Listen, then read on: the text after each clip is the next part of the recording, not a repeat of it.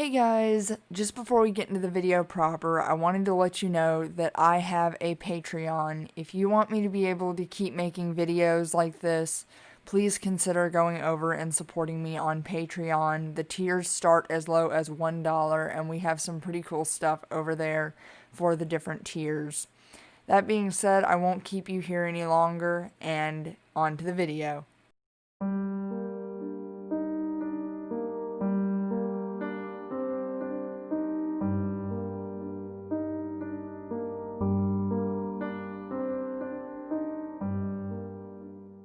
The head council member stared down at the place where the 4 traits had been only moments before, trying to hide the shock which coursed through him from the events that had just taken place. He had no idea if the creative side had seen his reaction when he had bravely turned to glare at him one last time, but he hoped not. What caused the wave of surprise was a single moment. He felt that if he had blinked, he would have missed it. Still, it made him reconsider everything they had previously thought about the group that had just been dismissed. They wouldn't know it, of course, but the council had been keeping a particularly close eye on the 4 of them, seeing as they were all strongly considered candidates for Elysium. Unfortunately for them, they had managed to fall shy in only one of the testing categories, their relations with each other. But in the quick moment after they had received their symbolic marks, the moral trait had nearly fallen to the floor out of grief. That in itself was not unexpected. It was common for the younger and more innocent to be overwhelmed by the loss of a host, but it had been the occurrence immediately after that had astounded him. Normally, the elder 3 traits would turn a blind eye to such an emotional breakdown, but each of them had jumped to help. Most notably was the negative trait, who had succeeded in catching him. More often than not, the oldest cared very little for the younger sides. In this case, however, he not only cared, but there was something altogether different about him that the leader couldn't quite place. He knew that they had grown close to their host, but now it came to light that they had thought just as highly of one another. The possibilities raced through his mind. He was not one to go back on his word lightly, and he had already stated that the host's soul would go to the fields of Asphodel, and that the traits would be reassigned. Then again, when he had made the decision, he had been under the impression that the bond between the 4 was far too weak for them to achieve Elysium. Still, he'd found that some didn't show their true feelings until they underwent a true moment of pain or fear. That now having been the case, he was beginning to rethink his previous resolve. Perhaps he had been wrong. Sir? A soft voice jolted him from his thoughts, and he turned to face the speaker, his second in command. She was the woman who had first addressed the traits, but she seemed to have lost the preppy edge to her voice, her eyes glittering with a mixture of shock and concern. Please correct me if I'm wrong, but we all just witnessed the same thing. Those traits acted almost like a family. Her words were soft, lacking the confidence she usually portrayed. She even fell silent for a moment, as if contemplating something deeply. This reaction only spurred the curiosity he constantly had for what went on inside her head. Her gaze swept the floor as she dared to continue. Should this news development not mean that they have passed in all categories, and that they, along with their host, be granted passage into Elysium? The look she gave as the question was asked conveyed the fear she held of being rebuked, but he couldn't constitute blaming her for voicing his own thoughts. The council leader allowed the query to tumble through his mind, carefully considering the options that were now laid before him. It is a difficult decision. He took the same low tone so that the others would remain oblivious to their conversation for the time being. The event in question happened after the passing of the host. Does that not invalidate their actions? She finally met his eyes. May I be permitted to speak freely, sir? As you were, ma'am. She nodded slowly. Pardon my forwardness, but the relations between traits is one of the few testing categories that is not influenced by the presence of a human soul. She took a quick breath. If we follow that ruling, then it should not matter if the moment of unity transpired before or after the host's death, as long as it was before the time of reassignment. She suddenly looked back to the floor. My apologies for speaking out against your decision, sir. If you so wish, I will accept the papers requesting my removal. That won't be necessary. He was uncomfortable with the idea of going back on a verdict, and in doing so admitting he was wrong. His second-in-command was speaking the truth, though, and the amount of courage that it took for her to address the topic in such a manner was not lost on him. She would not have done so if she did not feel strongly about the predicament they now found themselves in. We must be certain there is no room for error from here on in. It will take an immense amount of work from each department to retrieve the human soul from Asphodel, and before that can be acted upon, it will require a 2/3 vote by the council. She cast a quick glance in the direction of those still gathered in the auditorium behind them, but looked him in the eye as she responded. Do you not think it justified to at least try?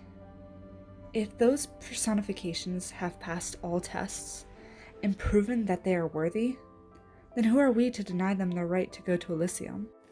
He nodded. Her conclusion was drawn from sound logic, so he slowly moved to the podium from which he could address the others. Council members, hear what I say. Everyone straightened up and sat at attention. We have a serious matter which needs to be settled. You have all borne witness to the events that have just unfolded before us, and I doubt that I need to remind you that the traits who were just dismissed have been considered strong candidates for Elysium. Their shortcoming had been in their relations with one another, but the actions that took place only seconds after they received their symbolic marks leads me to believe that they may be closer to each other than we had previously thought. Since this display of what appears to be familial sentiment was exhibited after the passing of their host, it is debatable if this should qualify them for Elysium. He glanced around as the others waited anxiously for him to continue. That being said, we must cast a vote as to whether or not this honor should be bestowed upon them, and for an issue of this caliber, we will need a 2/3 compliance in their favor. He pressed a button on the surface before him, and holographic screens appeared in front of the others, casting a green glow on their faces. Consider your decisions carefully before casting your votes. This is not a matter that is to be taken lightly, so take your time. He moved his gaze to the side as his second-in-command took her seat. The glimmer of determination in her eyes was only intensified by the light of her screen. She tapped on it a few times, and the illumination disappeared. As she looked up, he could almost feel the certainty of her resolve, and he had a feeling that he knew the verdict of her vote. Meanwhile, time seemed to creep by, as one by one, each of the council members gazed up, and their incandescent desks flickered back into sleep mode. Most had an air of confidence surrounding their choices, but others came off as wary, and he wasn't sure as to which way he wanted the ballad to swing. In his heart, he knew the woman that worked alongside him was correct. These traits deserved the chance to go to Elysium together, especially since they had grown so close. Equally, he knew just how much time, effort, money, and paperwork it would require to reclaim the human soul from the field of Asphodel. The guards there were strict, and did not take kindly to a host being taken from their ranks. Moreover, even if the vote was in favor of Elysium, he wasn't certain that they would be capable of finishing all the preparations and references before the time of the trait's reassignment. His thoughts came to an abrupt halt as the last screen was cut off, and with everyone now gazing up at him, he slowly moved his hand back to the podium. The screen upon it sprung into life with a blinding blue flash that almost made him flinch, but he allowed muscle memory to guide his fingers through the menus and options. As he did so, he noticed the hush that had fallen over the room, making it clear that the council members were all but holding their breath as they waited to hear the results of the census. After what felt like a century, he found the page he was looking for, and he could hardly believe what he was faced with, even going so far as to refresh the page, to make sure there was no technological error. When it came up the same, he accepted the numbers as truth, and lifted his head. There was no use in making the customary call to attention now, seeing as the suspense in the room was almost palpable. Clearing his throat, he began in a shockingly clear voice, which he prayed wouldn't crack. To start, I wish to thank each and every one of you for staying late to participate in this poll. He paused, looking once more at the white numbers shining up at him, just to make sure he hadn't dreamt them. Of the 250 of you in this room, 235 of you are in agreement that the happenings of a few minutes ago are to be validated. Therefore, over 2/3 of you have voted that both the traits and the human soul shall achieve the highest honor of Elysium. The council leader didn't know what reaction he had expected, but the enthusiastic response that followed his words was not it. Even those who had seemed wary, or voted against, joined in on the vehement response. He waited for a few more moments before gesturing for silence, and the room fell quiet once more. Now, I told you to deeply consider your verdict, and I hope that you took my words to heart, because retrieving the human soul from Asphodel is not going to be a simple matter. There is much work to be done, since we are going back on a previously made decision. But you all are well versed in your departments, and I have no doubt that you will complete your tasks. The most difficult and crucial piece to this endeavor is ensuring that all required business is finished before they are to be reassigned in 6 months' time. So let us not delay any further. Dismiss. Since they had returned to the astral plane, the 4 traits that had made up Thomas's personality had been all but inseparable, not daring to waste any more of the precious time they had together as a family than they had to. Patton wasn't with them at the moment, as he got some well-deserved rest, after being cursed with terrifying dreams the night before. Currently, however, Virgil sat with Roman and Logan in the park of their apartment complex, but he had grown a bit uncomfortable, as the conversation turned to the topic of hosts they'd had prior to Thomas. Shaking his head, the eldest side hardly heard the question that was asked. So, Logan, who would you say was your most logical host? Logic took no time finding his answer. Simple. Although you might find it a bit shocking, the most logical was by far Marie Curie. Hold on, what? Princey paused briefly, brow furrowed.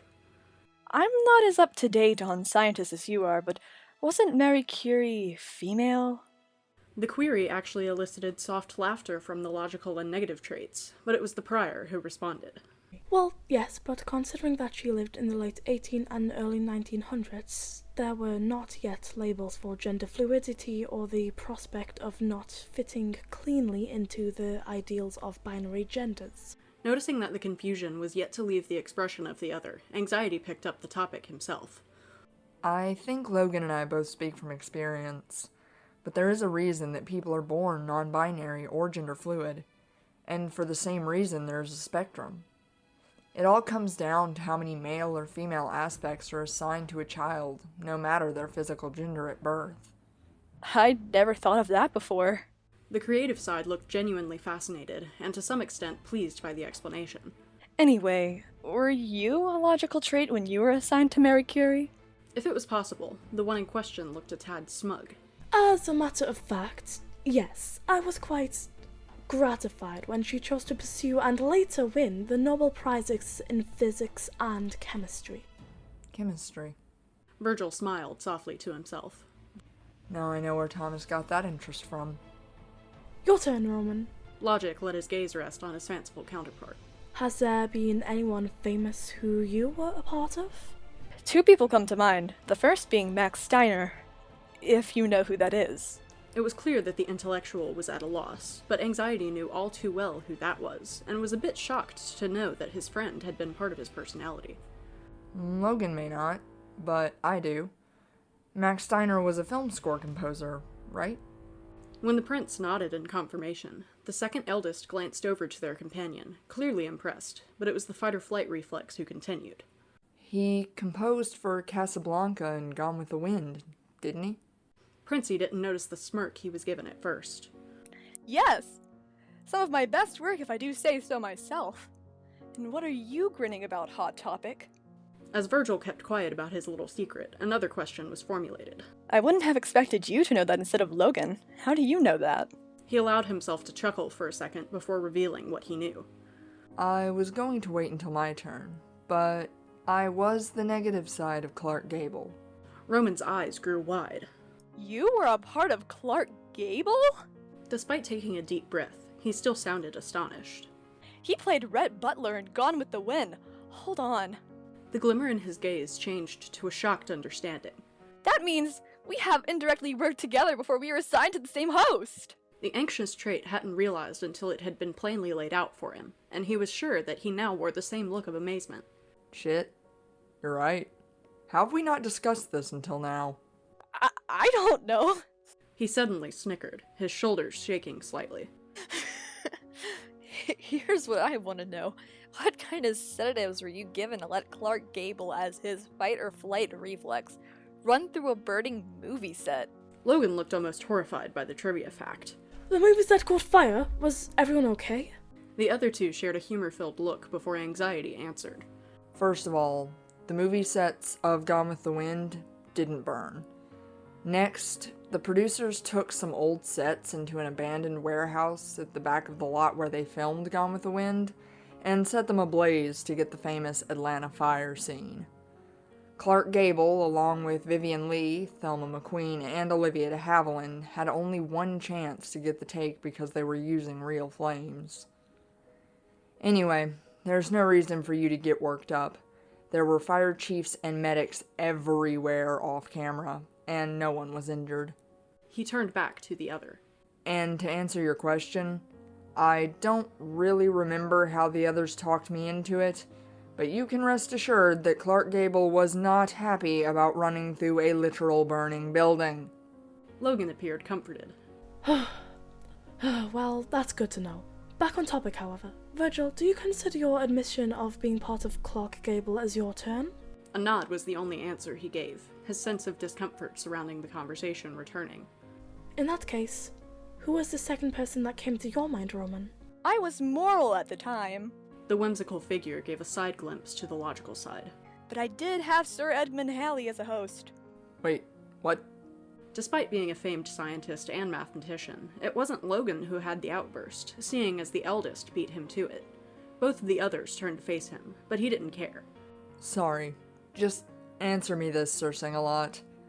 Were you the one that convinced Halley to be kind to Isaac Newton and help him through the issues he had with Robert Hooke after he claimed to discover the spectrum of light? Newton discovered the spectrum of light, not Hooke. Sorry, I didn't mean to interrupt, but I thought that needed to be clarified. He merely chuckled at Logic's statement. I'm not laughing at you, trust me. I know it wasn't Hooke. When his friend nodded, he turned back to Princey, who appeared a bit taken aback. Was it you who convinced Halley to help, though? Yes, but how do you know that?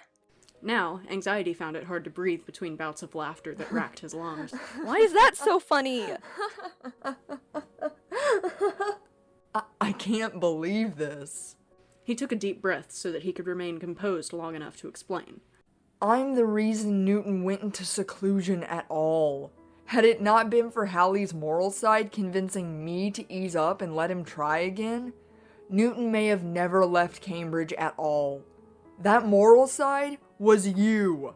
As the three of them sat in dumbfounded silence, Patton walked up, having finally woken up from his nap, and nearly scared them to death when he spoke. What are you all gawking at, kiddos? Thankfully, Roman stopped his reach for his sword in reaction to the start, but it was Logic who broke from his trance to the point that he could respond to the query. Well, I'm in awe that these two were previously traits of Edmund Halley. He gestured to his visionary counterpart. And Isaac Newton, two era-defining scientists. Morality was clearly impressed, but still confused. Okay, what about you two? Virgil did his best to shake off what he was feeling. As it turns out, Roman and I, in completely different centuries, have crossed paths and had hosts who worked together. Twice. He didn't know why he noticed. Perhaps it was his observational skills. But as Logan began asking questions about Edmund Halley, Patton kept his eyes trained on the ground, tears falling to his shirt. Quietly, so as not to draw the attention of the others, the gloomiest of the four moved to comfort his colleague, at first just helping him to sit on the grass away from where their friends could hear. What's wrong, Pat? He picked at the ground. Don't let me tear you away from the conversation, just because I can't join in. Befuddlement overcame him, but only for a moment. Wait. How old did you say you were? The lighter of the two wiped his eyes with the sleeve of the hoodie tied around his shoulders. I didn't say, but I'm 118. Something about the number set off an alarm in the mind of the fight-or-flight reflex, and silently he did some small calculations, his previous experiences from his logical phase taking over. The number seemed too low. A persona couldn't be assigned until they turned 21, and Thomas had lived to be 97. Quickly adding the two, he understood why his companion had allowed himself to become so grief-stricken. It was simply because he had no experience at all. Patton, why didn't you tell us that Thomas was your first host? I never really felt like I needed to. He paused, keeping his eyes on the grass. It didn't seem important. The eldest drew the youngest into a hug. Of course it's important. He made a point to keep his voice soft, and tried not to let his own emotions bleed into his tone. The loss of your first host is always the hardest. At the words, morality broke down in his arms, and it didn't take long for the other two to notice. As they made their way over, it was clear that they considered the sobbing to be the same run-of-the-mill grief that the rest of them were experiencing. The creative side opened his mouth to speak, but stayed silent when Virgil gave him a pointed glare, so instead of talking, they just sat down nearby. It took nearly 15 minutes before they could discern anything the paternal side said aside from his sobbing. Should I tell them? He gave his friend a sorrowful smile. I think we'll all be able to help you more if you do. Tell us what exactly? Even though he sounded professional, there was a glimmer of concern in Logan's eyes. The anxious trait received a look that pleaded for him to be the one to respond, so he turned to face the others, but kept one arm around the crying characteristic. Guys, I'm pretty sure Patton is having a harder time with the loss of Thomas. He trailed off, looking for the right words, and the others waited patiently for him to continue. Having a harder time because Thomas was his first host. The sharp intakes of breath conveyed that they understood the severity of what had been said, and both moved slowly to comfort the moral side. After a few moments, Princey's voice rose above the quiet that evening had brought. I wish you had told us sooner. Virgil is right. We could have done more to help if we'd known. I'm inclined to agree. Losing your first host is always the most difficult, and we were closer to Thomas than most traits usually become. Despite his straightforward approach, the academic was correct, and the sympathy seemed to be lifting morality's spirits. Perhaps it would aid in your grief if we were to share our own ages, and possibly some experiences we've had in the past? The darkest of the group felt his stomach drop at the proposition, and the agreeance of the youngest. The last thing he wanted to do was disclose his personal history. Thankfully, however, Princey spoke up first. By an immortal's standards, I'm still fairly young. 685, but I don't look a day over 30. Anyway, I've had 6 hosts, including Thomas, so I'm about halfway through my creative phase. A slight gesture to his side, and the second eldest jumped on board. Having had 17 hosts, I am a little over 1,500 years of age. That means I probably only have one more host before becoming a negative trait. The other two looked at him in surprise, but Virgil could only feel saddened by the confirmation of what he had already guessed. That was quickly replaced with fear, as the other 3 expectantly looked at him. The only issue was, he couldn't tell them. I can't. Virg, we can't hear you. The prince gave him a concerned glance. We know you're the eldest, so there's no reason. He trailed off as the fight-or-flight reflex met his gaze, and after a moment of silence, he dared to speak again. I can't tell you how old I am, or how many hosts I've had, because... He took a deep breath. Because I can't remember. It was obvious that morality didn't understand what that implied, but the other two did. It was Roman who voiced what they were thinking, though. You're a shadow lifer? Before he could respond, the personal trait asked the question he had hoped he wouldn't have to answer. What's a shadow lifer? Patton, that's not really a question that you should be asking directly to a Virgil, you... It's fine, Logan. He's too young to know. Even with his reservations of giving such an explanation, he didn't want the others to have to carry that burden, or to explain it incorrectly. Firstly, yes, I am a shadowed lifer, which is a trait who's been alive since the beginning of humanity, or at least close to it, and has yet to reach Elysium. The age can range anywhere from 7,000 to 200,000, which is where the lifer part of the term comes from. And shadowed because if you've been around that long, you're clearly going to be a negative trait. Logan picked up where he left off. Shadow lifers have a mixed reputation. Some see them as wise elders destined to help others through grief. He paused, giving anxiety an apologetic glance. Others, however, see them as corrupted or unworthy of Elysium. Most never meet a shadow lifer and think the term is just a subject of myth. Even I thought that, until now. Virgil couldn't help but scoff. Well, I can confidently say that shadowed lifers do in fact exist. As for the myth, I don't really feel like I'm wiser than anyone else. Honestly, I think the second description is more accurate. Patton couldn't believe what he was hearing. Do you really think you aren't worthy of going to Elysium? Ever? A nonchalant shrug was the only response he was given, and a familiar sense of sympathy-fueled rage seared at him. Son, I can't think of anyone more worthy of going to Elysium. Anxiety shook his head.